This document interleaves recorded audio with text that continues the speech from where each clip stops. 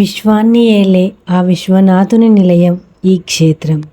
విశ్వాన్ని గాంచే విశాలాక్షి అమ్మ నిలయం ఈ క్షేత్రం. సాక్షాత్తు ఆ విశ్వనాథునికి అన్నం పెట్టిన అందరికీ అన్నం పెట్టే అమ్మ అన్నపూర్ణమ్మ నిలయం ఈ క్షేత్రం. క్షేత్ర పాలకుడైన కాల భైరవుని నిలయం ఈ క్షేత్రం. సర్వ సైన్యాధ్యక్షురాలైన వారాహి అమ్మవారి నిలయం ఈ క్షేత్రం. Hi friends, welcome to our channel. నా పేరు సరస్వతి. మీరందరూ ఎలా ఉన్నారు? నేనైతే చాలా బాగున్నాను. ఇక ఈరోజు వీడియో స్పెషల్ ఏంటంటే కాశీ క్షేత్రం. అవును, ఆ వారణాసి గురించి తెలుసుకోవాలనుకుంటే ఈ వీడియో ఎక్కడ స్కిప్ చేయకుండా చూడండి. చూసి నచ్చితే లైక్ చేయండి, కుదిరితే షేర్ చేయండి, సబ్స్క్రైబ్ చేసుకోవడం అసలు మర్చిపోకండి. ఇక వివరాల్లోకి వెళ్తే, శ్రీ కాశీ కేదారేశ్వర నిత్యాన్నదాన సత్రం కాశీ. మేము గత వారం రోజులుగా చంద్రకళ మేడం గారి వారి బంధుమిత్ర పరివారంతో కాశీ నుండి అయోధ్య టు పోఖ్రా,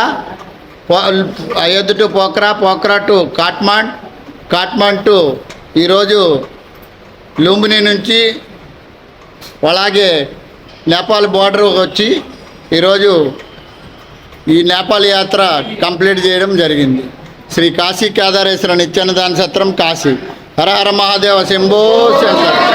ఓం నమ శివాయ.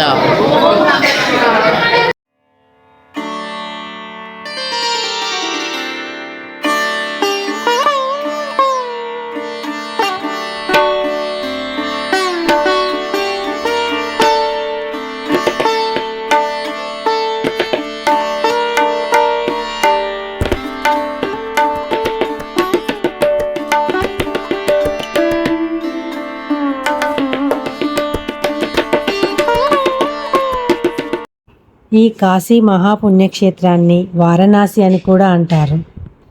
ఎన్నో ఆలయాలకి నెలవు ఈ కాశీ క్షేత్రం. అష్టాదశ శక్తిపీఠాలలో ఒకటైన శక్తిపీఠం వారాహి అమ్మవారి శక్తిపీఠం ఈ కాశీ క్షేత్రంలోనే ఉంటుంది. ద్వాదశ జ్యోతిర్లింగాలలో ఒకటి ఇక్కడ ఉంటుంది.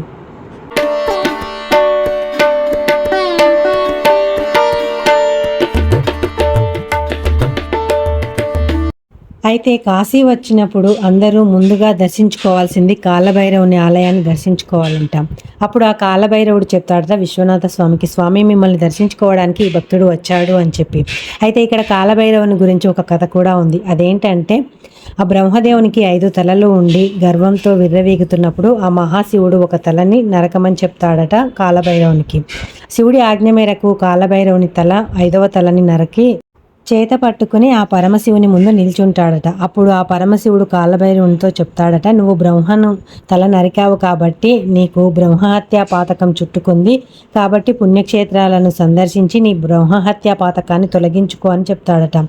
అప్పుడు ఆ కాలభైరవుడు బ్రహ్మ కపాలాన్ని చేత పట్టుకొని అన్ని పుణ్యక్షేత్రాలు తిరుగుతాడట. ఏ పుణ్యక్షేత్రానికి వెళ్ళినా తన బ్రహ్మహత్యా పాతకం తొలగిపోలేదట.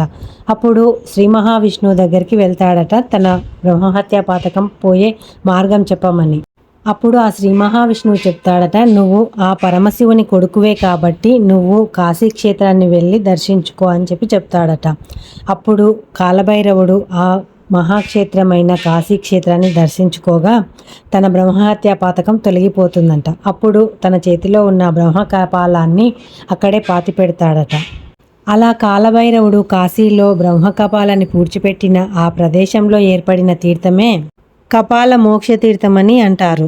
కాశీకి వచ్చిన కాలభైరవుని చూసిన పరమశివుడు ఆ కాలభైరవునితో చెప్తాడట, ఇక్కడికి వచ్చిన భక్తుల పాపాలు తీసుకొని వాటిని నువ్వు తిను, అలా భక్తుల పాపాలను తింటావు కాబట్టి నిన్ను పాపభక్షకుడని పేరు ఉంటుంది నీకు. అలాగే ఈ క్షేత్రానికి నువ్వు అధిపతిగా ఉండు, ఎవరైనా భక్తులు నిన్ను ముందు దర్శించుకున్న తర్వాతే, నీ అనుమతి తీసుకున్న తర్వాతే ఈ క్షేత్రాన్ని చూడాలి అని చెప్పి చెప్తాడట పరమశివుడు. అందుకే కాలభైరవుని దర్శనం చేసుకున్న తర్వాతే కాశీయాత్ర చేసుకోవాలట భక్తులు. అలాగే కాశీ క్షేత్రం వచ్చిన వారు కాశీదారం కట్టుకుంటారు కదా, అది ఇక్కడే కడతారట. అలాగే ఇక్కడ ప్రదక్షిణ చేసేప్పుడు ఒక దండంతో కొడతారట, దానిని భైరవ దండన అని అంటారంట. ఇలా భైరవ దండన చేయించుకున్న వారికి నరకంలో భైరవ దండన నుంచి విముక్తి ఉంటుందట.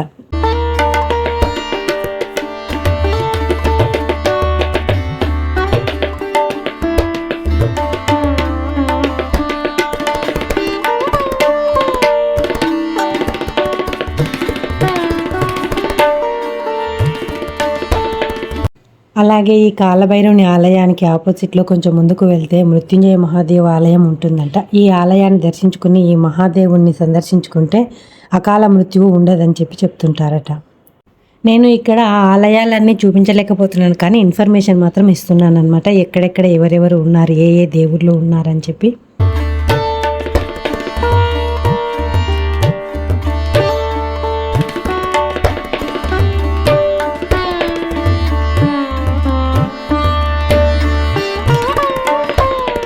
చూడండి, ఇక్కడ మనకు అర్ధనారీశ్వరులు దర్శనమిస్తున్నారు. ఒక పక్క సింహంతో అమ్మవారు, ఇంకొక పక్క వృషభంతో స్వామి. ఇంకా అలాగే కాశీ అన్నపూర్ణాదేవి అంటారు కదా, సాక్షాత్తు ఆ విశ్వనాథునికే అన్నం పెట్టిన అమ్మ అన్నపూర్ణమ్మ తల్లి. తన వాహనమైన సింహంపై కూర్చున్న ఆ ఆదిపరాశక్తి. ఇలా ఒకే చోట ఎంతోమంది దేవతామూర్తులను ఇక్కడ సందర్శించుకోవచ్చు అన్నమాట. ఇంకా ఇక్కడ మనస్విని అమ్మవారు ఉంటారట. అక్కడ అమ్మవారికి చీరలు సమర్పించుకుంటారట. అంటే ఇక్కడ ఇది ఉత్సవమూర్తి అనమాట. మూల విరాట్టు వెనక ఉంటుందంట. మనకు ముందు కనపడేది ఉత్సవమూర్తి అట. ఇంకా అలాగే గంగాహారతి ఇంకా ఘాట్ల వివరాలన్నీ నెక్స్ట్ వీడియోలో తెలుసుకుందాం. ఈ వీడియో నచ్చితే లైక్ చేయండి, షేర్ చేయండి. ఇలాంటి మరిన్ని వీడియోస్ కోసం మన ఛానల్ని తప్పకుండా సబ్స్క్రైబ్ చేసుకోండి. Thank you for watching.